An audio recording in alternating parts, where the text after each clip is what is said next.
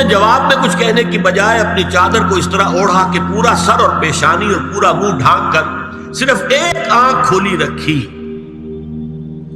اور سنیے، ابو بکر بن عبداللہ ابن عربی نے یدنین علیہن من جلابیبہن کا مفہوم ان الفاظ میں بیان کیا ہے، تغطى به وجهها حتى لا يظهر منها الا عينها اليسرى، کہ عورت اپنی چادر کو پورے وجود پر ڈھانپ لے اور اس طرح چہرے کو بھی ڈھانپے کہ صرف بائیں آنکھ کھلی رہے۔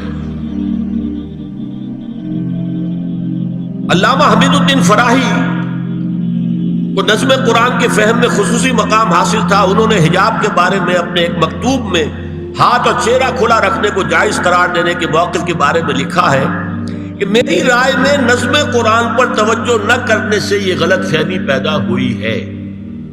وہی بات کہ سورہ احزاب میں گھر سے باہر کا پردہ ہے اور سورہ نور میں گھر کے اندر کا پردہ ہے۔